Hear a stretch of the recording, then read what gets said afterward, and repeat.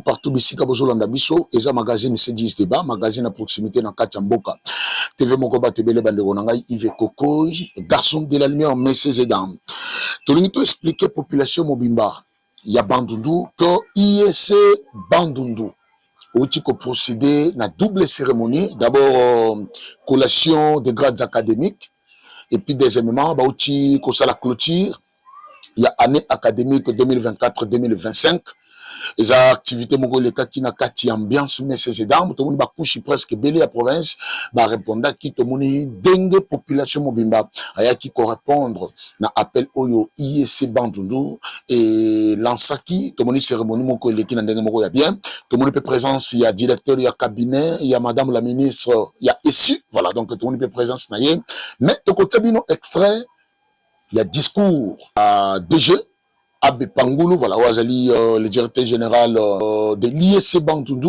félicitations, coup de chapeau, na comité de gestion mobimba, il y a IEC Bandundu, pour l'organisation, il y a activité, on a paix, esprit à développement, au Yobazanango, on a Katambo, Canabiso, il y a Bandundu. Donc, tu nous expliquer que troisième cycle, na IEC Bandundu, et ça des gens disponible, ils sont déjà opérationnels, messieurs et dames. D'ailleurs, raison pour laquelle, tu as dans quatre discours, il y a DG, tu as extrait, il y a l'ancien qui appelle, pour ça, ça va continuer, ou bien, bah, j'ai inscription pour na, que ça, là, étude, na, troisième cycle, voilà, donc, tu as élément, et puis, deuxièmement, message, il y a l'ancien qui, na population, mobile, ya Bandundu, pour na, bah, inscription, il y a année académique 2025-2026. Parce que année comme déjà dans Souka, et puis bah, porte est déjà ouverte pour les candidats nyonso, oyo, bah, koluka poton, il y a ko continuer bah, étude na bango, na IEC Bandundu.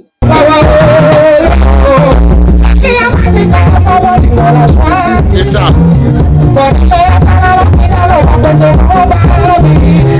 La cérémonie de collation des grades académiques. Aujourd'hui, samedi 6 septembre 2025. C'est l'occasion pour nous, pour votre comité de gestion, de s'acquitter d'un noble devoir, le devoir de redevabilité, le devoir de gratitude à l'endroit de vous tous, vous qui aviez confié et convié à cette lourde tâche et exaltante, la charge de former la jeunesse de notre chère province intellectuelle du Kulou en particulier et de notre pays en général. Car il est écrit, les hommes passent, mais les institutions demeurent. Il faut toujours faire le bilan de son action pour être capable de la réguler et de la repenser correctement. Rendons donc grâce à Dieu pour ses innombrables bienfaits, lui les bâtisseurs et les gardiens de tous. Réitérons notre gratitude et notre loyauté au grand chancelier de l'Université congolaise, son Excellence M. Félix Antoine Tshisekedi Tshilombo, chef de l'État et président de la République. Félicitons son Excellence Madame la professeure Dr Marie-Thérèse Sombo Safi-Moukouna pour sa conduite excellente et exemplaire du ministère de l'enseignement supérieur universitaire, de recherche scientifique et d'innovation. L'Institut supérieur de commerce, votre cher établissement, par occasion particulière, grandement honoré par la présence marquée et remarquable d'une éminence grise venue de très loin, venue de Kinshasa, et non de nulle part ou de quelque part que ce soit, mais du cabinet même de la ministre, de son Excellence, Madame la ministre de l'Enseignement supérieur universitaire, recherche scientifique et innovation. Et ce n'est pas n'importe quel autre, c'est lui-même, le directeur de cabinet de Madame la ministre. Si j'étais vous, pour ces coups de massue, j'aurais très frénétiquement applaudi.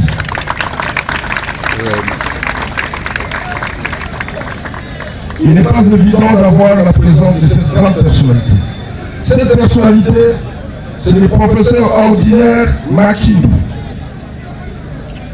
un grand chercheur de haute gamme, parce que le professeur Makindou, notre aîné, est non seulement le professeur des universités, mais il est l'auteur-concepteur du prestigieux manuel universitaire utilisé à travers toute l'étendue de la République sur la gestion des ressources humaines. C'est le professeur Makindou qui est l'auteur de ce prestigieux manuel qui est utilisé dans notre pays. N'est-ce pas qu'il mérite de notre ovation pour cela?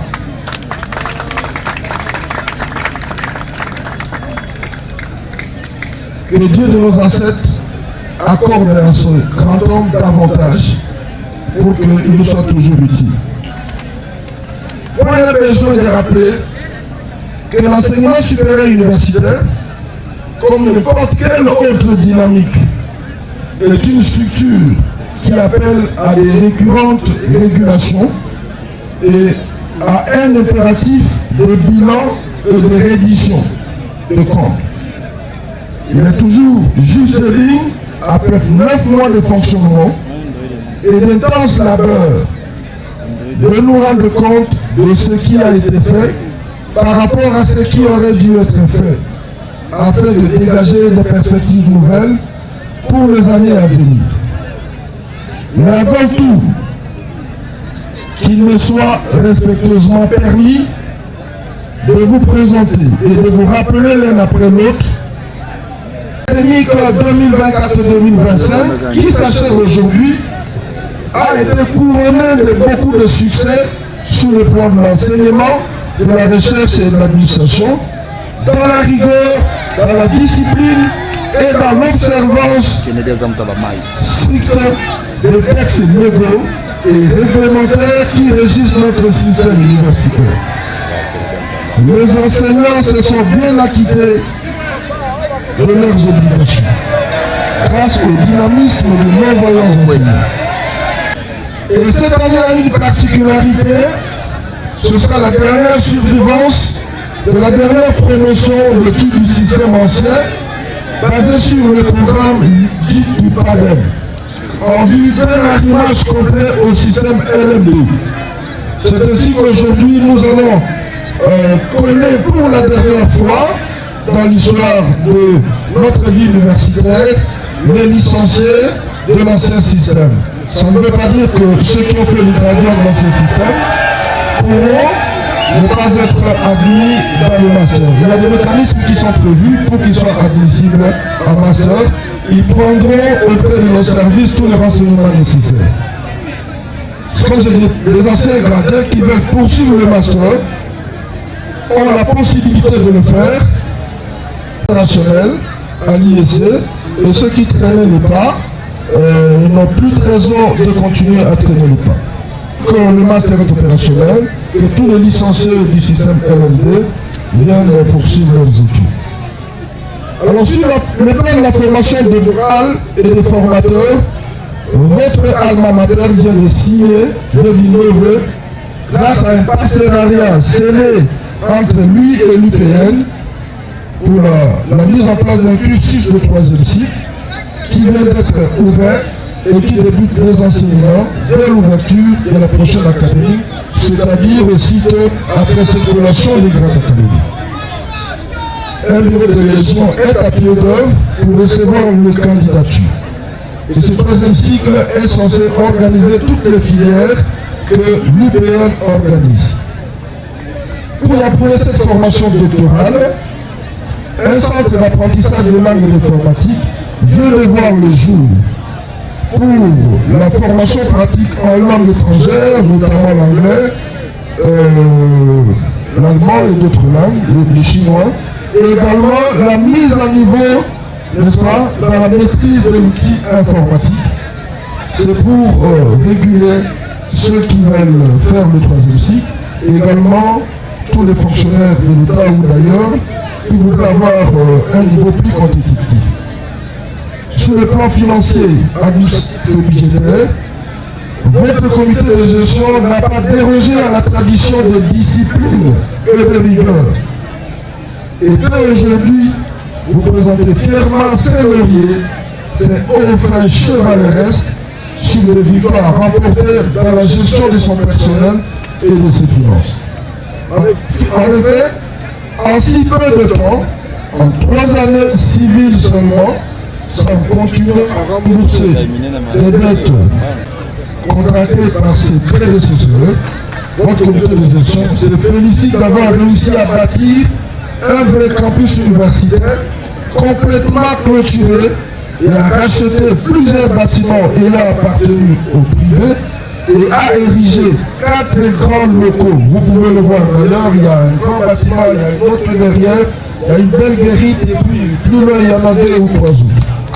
Si j'étais vous, j'applaudirais parce que c'est une histoire qui ne sont pas du commun. Et vous avez raison d'applaudir. Donc nous avons un management innovant et transformationnel qui nous a permis de rebâtir l'Institut supérieur de commerce et pour l'aider à redevenir un vrai temple d'apprentissage et du savoir, bien protégé par une énorme forteresse de 50 mètres carrés.